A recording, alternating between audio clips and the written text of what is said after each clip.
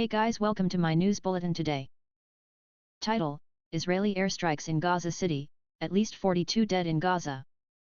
Israeli warplanes unleashed a series of heavy airstrikes at several locations of Gaza City early Monday. Hours after Israeli Prime Minister Benjamin Netanyahu signaled the fourth war with Gaza's Hamas rulers would rage on.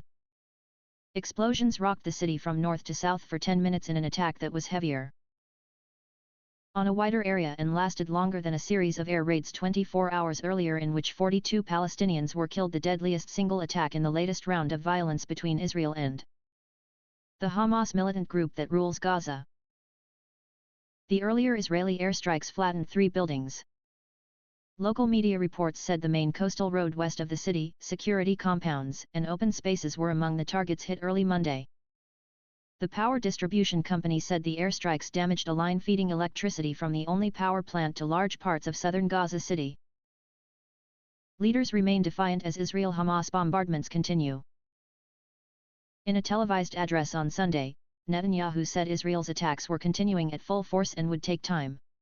Israel wants to levy a heavy price on the Hamas militant group, he said. Flanked by his defense minister and political rival, Benny Gantz, in a show of unity. Hamas also pressed on, launching rockets from civilian areas in Gaza toward civilian areas in Israel. One slammed into a synagogue in the southern city of Ashkelon hours before evening services for the Jewish holiday of Shavuot, Israeli emergency services said. No injuries were reported. In the Israeli air assault early Sunday, families were buried under piles of cement rubble and twisted rebar. A yellow canary lay crushed on the ground. Shards of glass and debris covered streets blocks away from the major downtown thoroughfare where the 3 buildings were hit over the course of 5 minutes around 1 a.m. The hostilities have repeatedly escalated over the past week, marking the worst fighting in the territory that is home to 2 million Palestinians since Israel and Hamas' devastating 2014 war. I have not seen this level of destruction through my 14 years of work, said Samir al-Khatib, an emergency rescue official in Gaza. Not even in the 2014 war. Rescuers furiously dug through the rubble using excavators and bulldozers amid clouds of heavy dust. One shouted, "Can you hear me?" into a hole. Minutes later, first responders pulled a survivor out. The Gaza Health Ministry said 16 women died. Haya Abdalal, 21, who lives in a building next to one that was destroyed, said she was sleeping when the airstrikes sent her fleeing into the street. She accused Israel of not giving its usual warning to residents to leave before launching such an attack. The latest violence between Israelis and Palestinians. What's behind the latest violence between Israelis and Palestinians? We are tired, she said, we need a truce. We can't bear it anymore. The Israeli army spokesperson's office said the strike targeted Hamas' underground military infrastructure.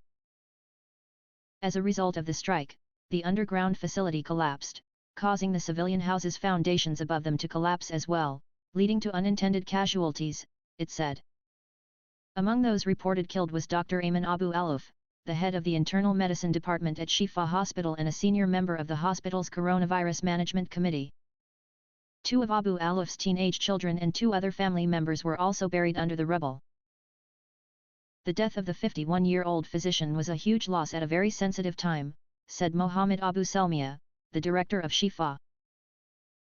Gaza's healthcare system, already gutted by an Israeli and Egyptian blockade imposed in 2007 after Hamas seized power from rival Palestinian forces, had been struggling with a surge in coronavirus infections even before the latest conflict. Destroys international media office in Gaza.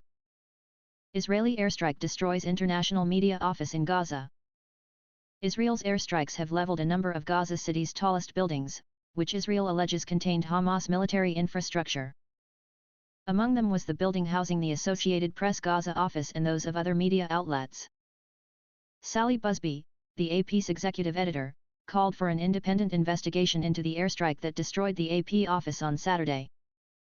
Netanyahu alleged that Hamas military intelligence was operating inside the building and said Sunday any evidence would be shared through intelligence channels. Neither the White House nor the State Department would say if any had been seen. It's a perfectly legitimate target, Netanyahu told CBS's Face the Nation. Asked if he had provided any evidence of Hamas' presence in the building in a call Saturday with U.S. President Joe Biden, Netanyahu said, "We pass it through our intelligence people." Busby called for any such evidence to be laid out. "We are in a conflict situation," Busby said.